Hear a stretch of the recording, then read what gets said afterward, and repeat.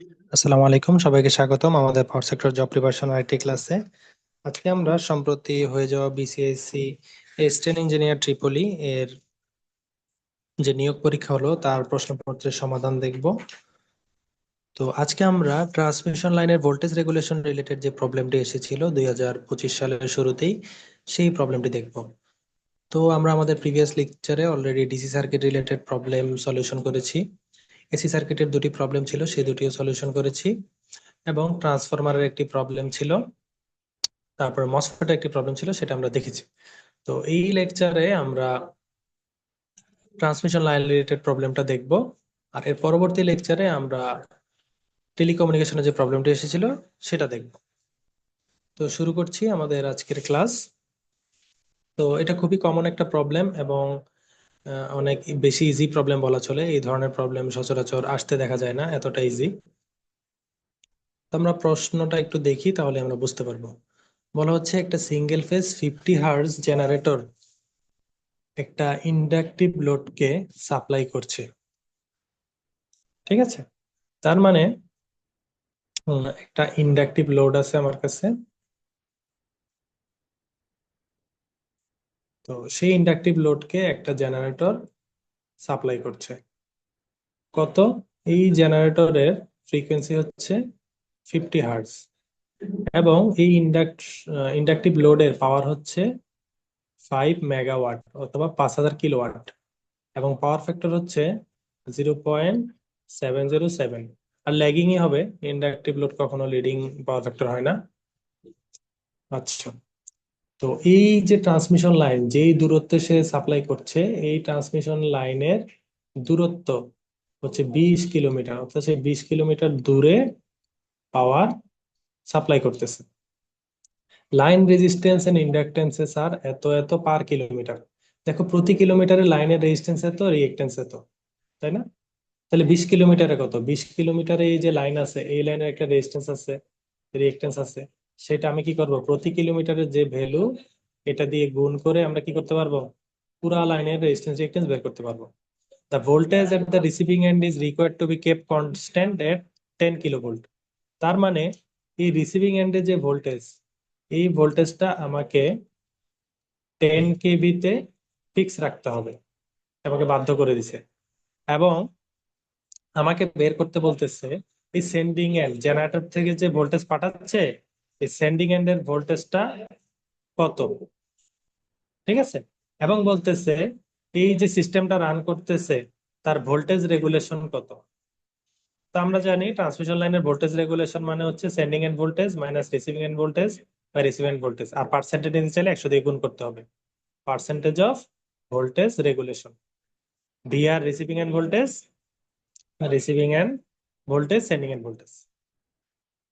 তাহলে খুবই ইজি, এটা আসলে তেমন কোনো প্রবলেমই না। আমরা কি করব, আমাদের দেখো এখানে 10 কেবি ভোল্টেজ দেওয়া আছে, এর পাওয়ার দেওয়া আছে, পাওয়ার ফ্যাক্টর দেওয়া আছে।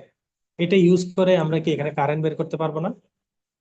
আমরা কি লিখতে পারি, পি রিসিভিং এন্ড সমান V R I R cos theta R, তাই না?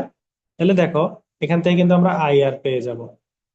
আই আর সমান কি হবে, 5 মেগাওয়াট, তাই না? 5 × 10⁶ by VR into cos theta. VR কত? 10 কেবি। 10 × 10⁻³ ইন্টু কস থিটা কত? 0.707। এখান থেকে একটা ভ্যালু আসবে, যা আসে, সাপোজ আসলো 707.2। আর আমার পাওয়ার ফ্যাক্টর বলছে 0.707। তাহলে আমরা কি লিখতে পারি, পাওয়ার ফ্যাক্টর থেকে কিন্তু আমরা অ্যাঙ্গেলটা বের করতে পারবো। থিটা সমান কি লিখতে পারবো, cos−1 0.707। ঠিক আছে, তাহলে আমরা এখান থেকে থিটা পেয়ে যাব। তাহলে এই সার্কিটের লোডের অ্যাঙ্গেলটা কত, এই লোডের পাওয়ার ফ্যাক্টর অ্যাঙ্গেল, এটা ক্যালকুলেট করলে আসবে 45 ডিগ্রি। ঠিক আছে, তাহলে দেখো এখন তুমি কারেন্ট পেয়ে গেলা, আবার কারেন্টের অ্যাঙ্গেলও পেয়ে গেলা, এবং জানো একটা ল্যাগিং লোডে চলতেছে, তাই না, ইন্ডাকটিভ লোডে। তাহলে আমরা আইআর এর যদি পোলার ভ্যালু নেই, কত লিখতে পারবো, 707.2 অ্যাঙ্গেল অফ ল্যাগিং এর জন্য মাইনাস, আর অ্যাঙ্গেল কত, 45 ডিগ্রি। ঠিক আছে, এটাই ওরা এখানে বের করছে। আচ্ছা, এবার আমি লাইনের ইম্পিডেন্স বের করবো। লাইনের ইম্পিডেন্স কিভাবে বের করবো, দেখো, লাইনের ইম্পিডেন্সে আমাকে কি করতে হবে, আর প্লাস জে অফ এক্সেল। লাইনের রেজিস্ট্যান্স প্লাস জে অফ লাইনের এক্সেল দিলাম। তাহলে লাইনের রেজিস্ট্যান্স কত? 0.0195 resistance plus j of X L. X L মানে কি 2 পাই এফ এল। 2 পাই এফ হচ্ছে 50, 50 হার্জের জেনারেটর বলা আছে। ঠিক আছে, 50 দিলাম। এক্সেল কত? 0.63 ইন্টু 10⁻³ 0.63 ইন্টু মিলির জন্য 10⁻³ আসছে। আর এটা হচ্ছে পার কিলোমিটার, তাহলে 20 কিলোমিটার কত হবে? এই যে 20 দিয়ে গুণ। তাহলে আমি কি পুরা লাইনের রেজিস্ট্যান্স আর রিঅ্যাকট্যান্স পেয়ে গেলাম। ঠিক আছে, আর কারেন্টও পেয়ে গেলাম। তো ওরা কারেন্ট এভাবে বের করছে, আর আমি কারেন্টটা এইভাবে একটু ভেঙে করলাম আর কি। তারপরে আমরা সেন্ডিং এন্ডের ভোল্টেজ কিভাবে পাবো? সেন্ডিং এন্ডের ভোল্টেজ কি হবে? এই সেন্ডিং এন্ডের ভোল্টেজটা কি? এখানে সাপ্লাই ভোল্টেজ থেকে এই লাইনের ড্রপ বাদ দিলেই তো সেন্ডিং এন্ডের ভোল্টেজ পাওয়া যাবে, তাই না? অথবা সাপ্লাইয়ের ভোল্টেজ কত? সাপ্লাই ভোল্টেজ হবে কি এই রিসিভিং এন্ডের ভোল্টেজ তার সাথে লাইনের ভোল্টেজ ড্রপ। তাহলে আমরা কি লিখতে পারি? ভিএস সমান ভিআর প্লাস এই ড্রপ। তাহলে আমরা সেটা লিখলাম, ভিএস সমান VR plus I into Z total, অর্থাৎ টোটাল লাইনের ইম্পিডেন্স। তাহলে এটা ক্যালকুলেট করে আমরা লাইনের ভিএস পেয়ে গেলাম। ঠিক আছে, ভিআর তো দেওয়াই আছে 10 কেবি, আর আই এর মান আমরা বসাইলাম, আর জেড টোটালের জন্য এই যে ভ্যালু সেটা আমরা এখানে বসাই দিলাম। তাহলে লাইনের আমরা ভিএস পেয়ে গেলাম। এখন ভিআর, লাইনের ভোল্টেজ রেগুলেশন কত হবে? লাইনের ভোল্টেজ রেগুলেশন আমরা কি জানি? VS minus VR by VR. তো দেখো ভ্যালু আছে, ভিএস এর ভ্যালু এত। এখানে কিন্তু শুধু ম্যাগনিটিউড নিতে হবে, ঠিক আছে, শুধু ভ্যালু, অ্যাঙ্গেল আসবে না হিসাবে। আর ভিআর কত? ভিআর প্রশ্নেই বলা আছে যে এটাকে আমাদেরকে 10 কেবি রাখতে হবে। তাহলে 10 কেবি রাখলাম।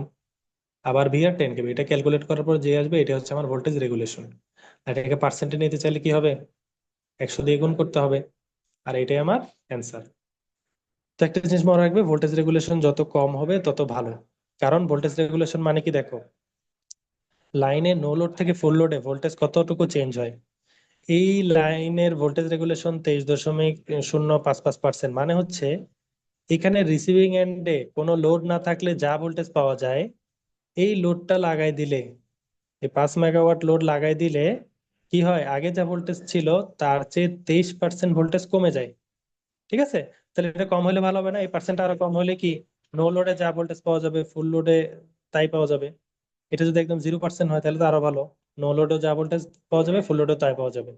আর ভোল্টেজ রেগুলেশন 0% হওয়া মানে হচ্ছে কি লাইনে কোনো কি নাই, রেজিস্ট্যান্স এবং রিঅ্যাকট্যান্স নাই, অর্থাৎ একটা আইডিয়াল ট্রান্সমিশন লাইন হয়ে যাবে। একটা আইডিয়াল ট্রান্সমিশন লাইনে ভোল্টেজ রেগুলেশনের মান হবে 0। তো এগুলো জাস্ট আমরা থিওরি বললাম, কিন্তু আমাদের ম্যাথটা এই ভোল্টেজ রেগুলেশন বের করার মাধ্যমে এখানেই শেষ হয়ে যাবে।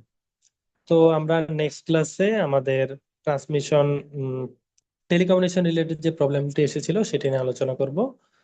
তো তোমাদেরকে বলে রাখি, আমাদের পাওয়ার সেক্টর জব প্রিপারেশন কোর্সের কিন্তু ব্যাচ চলমান আছে, এবং যারা অ্যাসিস্ট্যান্ট ইঞ্জিনিয়ার ট্রিপলি অথবা সাব অ্যাসিস্ট্যান্ট ইঞ্জিনিয়ার ইলেকট্রিক্যাল বা ইলেকট্রনিক্স পদে চাকরি ব্যবসা নিচ্ছ বা নিবে, তারা আমাদের কোর্সে এনরোল হতে পারো। আমাদের কোর্সে তুমি পুরো ডিপার্টমেন্ট পার্টে 250টি এর অধিক লেকচার তুমি পেয়ে যাবে, এবং আমাদের বিশাল স্টুডেন্ট কমিউনিটির সাথে যুক্ত হয়ে তোমার প্রতিনিয়ত যে প্রবলেম হয় তা আমাদের বিভিন্ন হোয়াটসঅ্যাপ গ্রুপের মাধ্যমে সলিউশন করতে পারবে।